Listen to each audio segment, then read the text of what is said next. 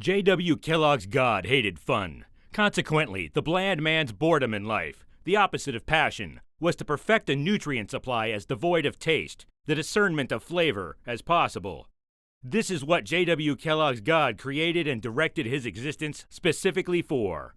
Do you also worship his God, or do you in fact have your own? What does the book say? No passage of written words in the Christian New Testament, the closest gospel in which was written around 80 years after the death of one of the apostles, avers that Jesus, the Christ, was ever celibate. It does repeatedly recount and remind that the frontman of the band and his entourage chose to associate and stay at the residences of prostitutes nearly exclusively, unless they had a stadium gig the next day and the promoter let them crash at the venue, where the budget allowed for the paid entertainment to attend the week-long before and after party, catered by every winery in the local area. Cocksuckers are not just my favorite people. These occupations have historically been symbiotic.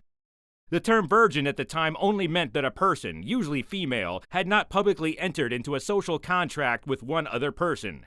Every single virgin had sex as soon as they were physically capable of doing so, most certainly the woman who birthed the star of the show.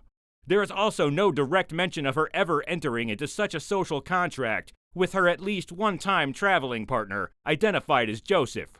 Of all the peoples who Jesus, the Christ, would emphatically condemn, those who would rob of money, imprison, and actively deny freedom and liberty to one of, if not the world's oldest professionals, would be the absolute definition of the perversion of his teachings.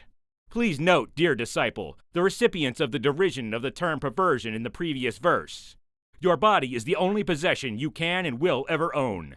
Everything else can and will be taken from you. So speaketh the prophet Obblonge. I am not the only chosen one.